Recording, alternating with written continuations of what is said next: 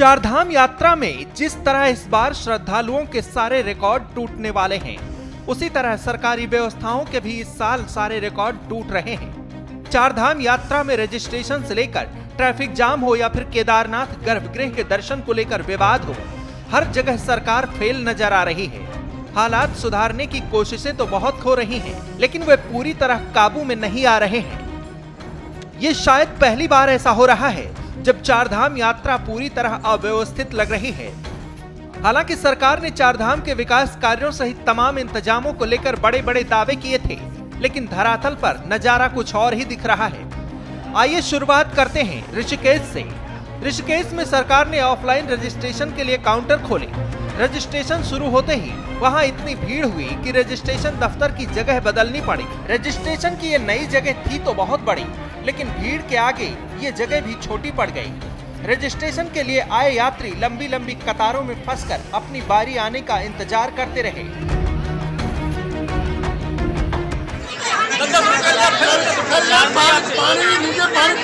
पानी भी नहीं आ रहा, पानी बंद करना चाहिए।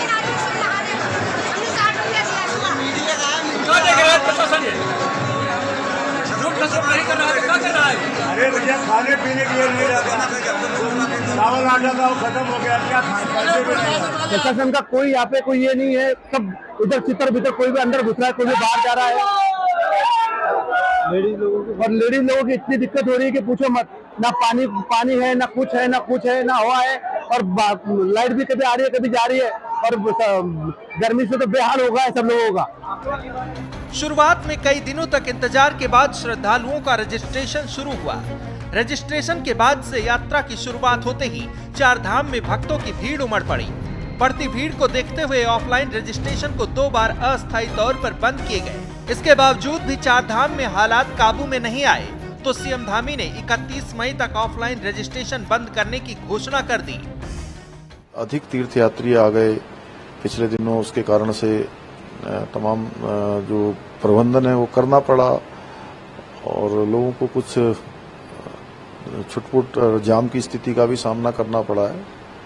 तो इसलिए अभी ये तय किया है कि 31 मई तक ऑफलाइन रजिस्ट्रेशन नहीं होगा, क्योंकि अत्यधिक यात्रियों की संख्या है, और जो जिन्होंने ऑनलाइन रजिस्ट्रेशन किया है अभी वही यात्रा कर पाएंगे।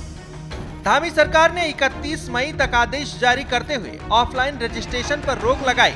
नतीजा ये हुआ कि जो यात्री सरकार के ऑफलाइन रजिस्ट्रेशन के भरोसे बोरिया बिस्तर बांधकर हरिद्वार और ऋषिकेश तक आ गए थे, उनके लिए मुसीबत खड़ी हो गई। चारधाम दर्शन की मुरादें लिए ऋषिकेश और हरिद्वार में यात्री अपने रजिस्ट्रेशन का इंतजार कर रहे हैं, सरकार से गुहार लगा रहे हैं। आपको खाना नहीं, हम जान रहे हैं, मगर क्यों जान दे रहे हैं?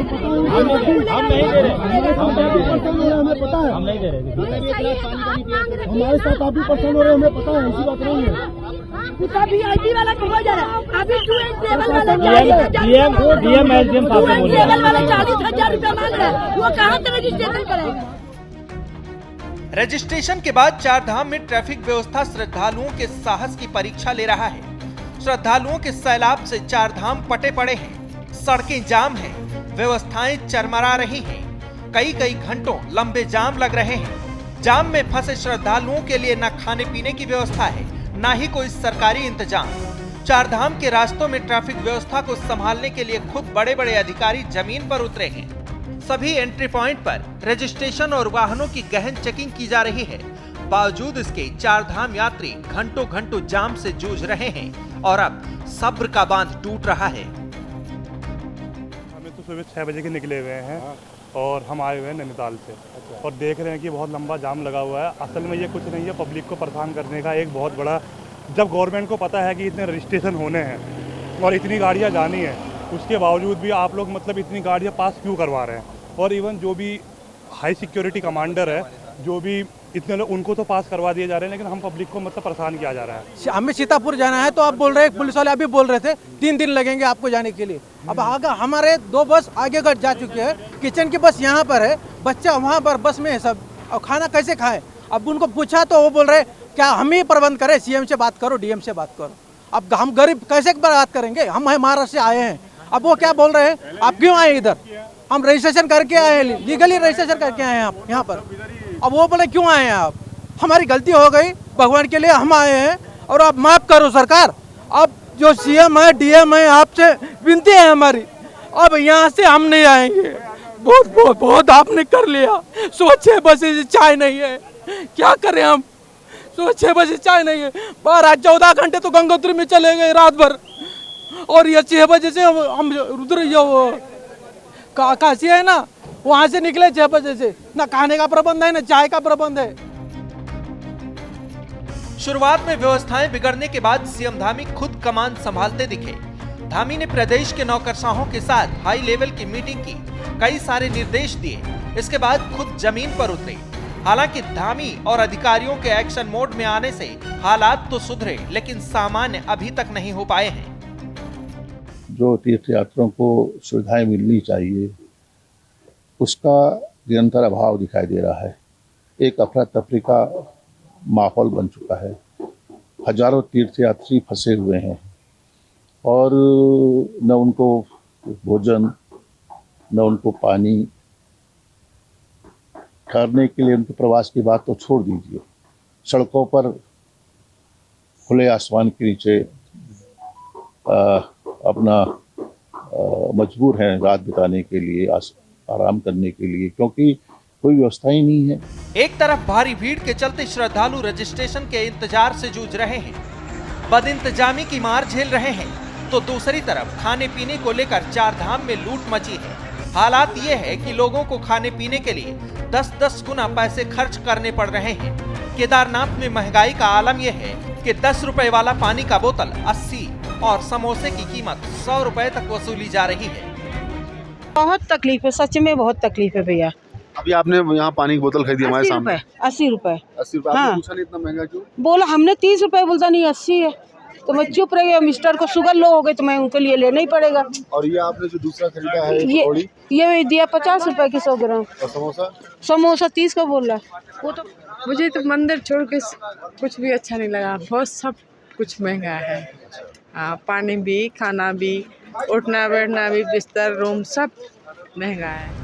चार धाम यात्रा की शुरुआत से पहले धामी सरकार चाक चौबंद सुरक्षा व्यवस्था और यात्रा मार्गों में विकास के बड़े बड़े दावे कर रही थी, लेकिन जमीनी हकीकत प्रशासन के इंतजामों की पोल खोल रहे हैं। सवाल सुरक्षा कर्मियों की तैनाती को लेकर भी उठ रहे हैं और चार धाम यात्रा मार्गों की हालत कैसी है, कैसे श्रद्धालु भगवान भरोसे कदम बढ़ा रहे हैं, ये भी आप देख लीजिए।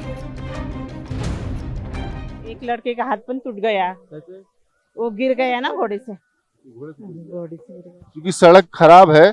और ये स्थिति है ये उत्तराखंड की और उत्तराखंड की सड़कों की।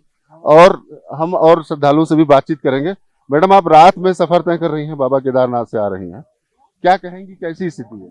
उधर भी मुझे पुलिस प्रशासन का कुछ भी उधर ये नहीं है। और नहीं क्या, हम कल आ रहे थे ना, तो कल आने के वक्त गौरी सोनप्रयाग से गौरी कुंड के लिए जाने के लिए वो टैक्सी के है ना, वो लोग क्या कर रहे हैं मालूम है क्या? पुलिस भी लक्ष्य उधर ध्यान नहीं दे रही। वो क्या कर रही है, एक ही बार में इतने लोग हजार लोग छोड़ देती है। अब अरे टैक्सी भी ज्यादा है ना, तुम 12 करके लोग छोड़ो ना, तुम उतने भी अच्छे लाइन से छोड़ो, अच्छी तरह से भेजाएंगे। बूढ़े लोग किधर भागते हैं, कौन किधर भागता है। अरे कितने लोग तो बोलते हैं हमको बैठने दो, तो भी ऐसा ही कई सारी मतलब अव्यवस्थाएं हैं। इतना अच्छा भगवान का मंदिर है, सब है, पर प्रशासन का उधर कुछ भी ध्यान नहीं। आप कहाँ से आए? हम नासिक महाराष्ट्र से आए हैं। तो आप उत्तराखंड सरकार ने कहे तुमने बहुत अच्छे इंतजाम किए, कैसे इंतजाम लगे आपको? कुछ नहीं, अरे जिनका रजिस्ट्रेशन नहीं है उनको भी पास दे रहे उधर जाके। अच्छा, हम आपसे भी जानेंगे, आप भी आए हैं अभी केदारनाथ से नीचे उतर रहे हैं। तो ये बोलने का है कि जो एडमिनिस्ट्रेशन है, प्रशासन, मतलब पुलिस का यंत्रणा, दो पुलिस क्या काम करेंगे इतने बड़े पब्लिक को? 26 लाख जो पब्लिक रहेंगी, और थोड़ा सा इसमें भी सुधार करना चाहिए रोड में। जहां वीआईपी दर्शन को लेकर पुरोहितों ने मंदिर समिति के खिलाफ धरना प्रदर्शन किया और मुख्यमंत्री के नाम ज्ञापन सौंपते हुए सभी भक्तों को गर्भगृह के दर्शन करने की मांग की। दरअसल केदारनाथ में भारी भीड़ को देखते हुए प्रशासन की तरफ से हेलीकॉप्टर से आने वाले भक्तों के लिए अलग से दर्शन करने की व्यवस्था की गई थी कि हेलीपैड तक लगे लंबे जाम कम हो सके, लेकिन तीर्थ पुरोहितों ने इसका विरोध करना शुरू कर दिया। हम राजस्थान से पैदल आए हैं और हमें दर्शन नहीं हुआ अभी तक। और जो वीआईपी आ रहे हैं उनको दर्शन कराए जा रहे हैं। आप क्या बोलना चाहते हो वीआईपी व्यवस्था पे? भाई साहब आज सुबह जो है एक लड़के ने 4-5 लोगों को अंदर जाते हुए देखा। पुलिस वाले और यहाँ के जो दलाल हैं उन्होंने अंदर किया तो वो उसने विरोध किया तो उसको लाठी से मारा गया, खून उसके निकला, यहाँ पे मारा गया। बोला हट जाओ नहीं तो हम बहुत मारेंगे तुमको। जो वीआईपी जा रहे हैं यहाँ से इनको बंद होना चाहिए। ये तो सबको वीआईपी बनाओ। भोलेनाथ के ऊपर है, भोलेनाथ के मंदिर को बिजनेस बना के रखा इन लोगों ने। वीआईपी व्यवस्था पे आप लोग क्या बोलना चाहते हो? बंद होना चाहिए, बंद होना चाहिए वीआईपी व्यवस्था, बंद होना चाहिए। वीआईपी दर्शन के विरोध के बाद धामी सरकार ने आखिरकार सभी भक्तों को गर्भगृह से दर्शन करने का आदेश दे दिया। चारधाम यात्रा तो सालों से चलती आ रही है, लेकिन इस बार जो हो रहा है वो शायद ही कभी हुआ हो। ऐसा भी नहीं है कि पहली बार अचानक से इतनी बड़ी संख्या में श्रद्धालुओं की भीड़ चारधाम पहुंच गई हो। ये भी हो सकता है कि इस बार हर साल की तुलना में 50,000 से 1 लाख श्रद्धालुओं की संख्या बढ़ गई हो। लेकिन सरकार की बदइंतजामी के चलते इस बार के हालात श्रद्धालुओं के हौसले तोड़ रहे हैं। आंकड़ों की बात करें तो साल 2023 में चारधाम में रिकॉर्ड तोड़ 26 लाख से अधिक श्रद्धालुओं ने दर्शन किए थे, जबकि 2024 में केदारनाथ में ही अब तक 2.5 लाख के करीब श्रद्धालु बाबा केदार के दर्शन करने पहुंच चुके हैं। वहीं बद्रीनाथ, केदारनाथ, गंगोत्री और यमुनोत्री धाम में रोजाना औसतन 70,000 से ज्यादा तीर्थयात्री दर्शन करने पहुंच रहे हैं। चारधाम यात्रा पंजीकरण का आंकड़ा भी 29,52,000 तक पहुंच गया है। यमुनोत्री धाम में 1,25,608 तीर्थयात्री मां यमुना के दर्शन कर चुके हैं, जबकि 4,62,632 श्रद्धालुओं ने रजिस्ट्रेशन कराया है। गंगोत्री धाम में 1,12,508 श्रद्धालुओं ने दर्शन किए हैं। गंगोत्री धाम के लिए 4,62,632 श्रद्धालुओं ने रजिस्ट्रेशन करवाया हुआ है। चारधाम की तैयारियां सरकार की तरफ से कई महीने पहले ही शुरू कर दी गई थी, लेकिन यात्रा की शुरुआत से ही जो तस्वीरें आईं, वो प्रशासन के इंतजामों पर कई सवाल खड़े कर रही हैं। उत्तराखंड से जो तस्वीरें आ रही हैं, उसका संदेश पूरे देश में जा रहा है और धामी सरकार इस डैमेज को कंट्रोल करने में लगी है। हालांकि धामी सरकार पर बदइंतजामी के जो दाग लग रहे हैं, उसे धो पाना इतना आसान नहीं है। बेहतर यही है कि चारधाम यात्रा आगे व्यवस्थित रहे, इसके लिए पुख्ता इंतजाम किए जाएं। ब्यूरो रिपोर्ट, श्रेष्ठ उत्तराखंड।